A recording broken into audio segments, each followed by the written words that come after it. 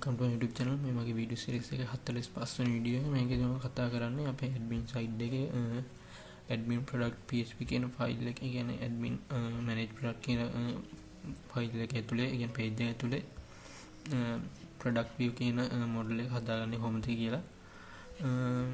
ඒකට මම මෙතන මගේ image එකට අපේ manage product කියන page එකේ මේ විදිහට list down වෙලා තියෙන product වල image එක හරි එහෙම නැත්නම් අපේ image product එකේ name එක උඩ හරි එහෙම නැත්නම් මේ details කියන button එක හරි click කරාම මේ විදිහේ product view model එකක් open වෙන තමයි මම හදලා තියෙන්නේ. මේ product view model එක ඇතුළේදී අපේ product එකේ image එක ඒ වගේම product එක අයිති වෙන category එක සහ product name එක product එක අපිට web එකට upload කරපු seller ගේ name එක සහ seller ගේ gmail එක ඒ වගේම product එකේ description එක price එක සහ level එක සහ එක active වෙලා තියෙන නැත්නම් block කරලා තියෙන ගේ status එක මේ විදිහට බලා ගන්න පුළුවන්. අපි මේ model එකෙන් එළියේ backdrop එක මේ විදිහට click කරොත් ඒක close වෙනවා. එහෙම නැත්නම් අපිට මේ close button එක උනත් click කරන්න පුළුවන් මේ විදිහට. ඒ වගේම අපිට මේ විදිහට අපේ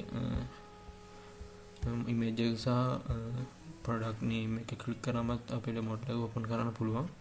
බලමු මේකේ කෝඩ් එක මොන වගේද කියලා. මුලින්ම මම අපේ admin product php කියන එකේ මේ විදිහේ product view model කියලා div එකක් හදලා ඒක ඇතුළේ මේ විදිහට මම overlay එකක් දාගෙන තියෙනවා. ඒකට මම උඩින් පටන් ගන්න div එකටම hidden class එක දීලා තියෙන නිසා ඒක normal state එකේදී hidden වෙලා තියෙන්නේ.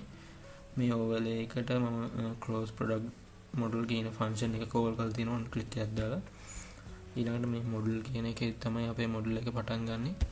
ඊළඟට මේ තියෙන close button එක. ඒකෙදි මම click එකේදී close product model කියන function එක call කරලා තිනවා. ඒ වගේම මෙතන div එක තුල තමයි අපේ content එක load වෙන්නේ. ඒක load වෙන්නේ JavaScript වලින්. මේ තියෙන loading state එක කියන්නේ product එක load වෙන්න මොකක් delay එකක් තියෙනවා. මෙන්න මේ loading state එක පෙන්නනවා. බලමු මේකේ JavaScript side එක.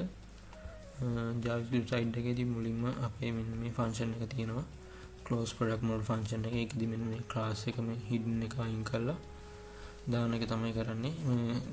hidden එක add කරන එක තමයි කරන්නේ close එකේදී. මෙතන async function එකේ view product එකේදී මම id product id එක මේ විදිහට pass කරනවා. අපේ product එකට අඳුර ගන්න පුළුවන් වෙන product view product කියන function එකේදී ඊළඟට මෙතන දී අපි ඒකේ model එකේ class list එක remove කරලා දානවා hidden එක. ඊළඟට මෙතනදී අපේ මේ විදිහට අල්ලගෙන තියෙන model කියලා සහ content කියලා අපේ product model content කියන එක. product model content කියන්නේ මෙන්න මේ content එක පෙන්වන div එක.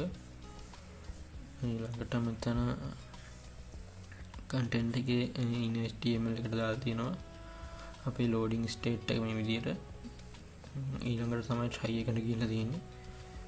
try එකේදී අපේ page එකක් දාලා තියෙනවා get product details.php එකට මේ විදිහට id එකත් එක්ක product id එකත් එක්ක යවන්න කියලා. ඊළඟට මෙතන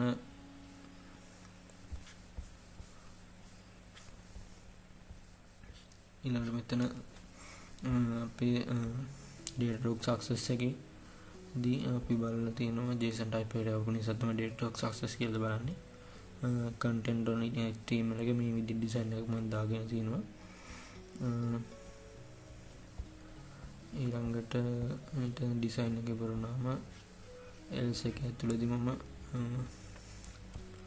මෙන්න මේ විදිහේ design එකක් in HTML කරලා තිනවා. data.message කියලා data.message එක තමයි configure කරලා තියෙන්නේ.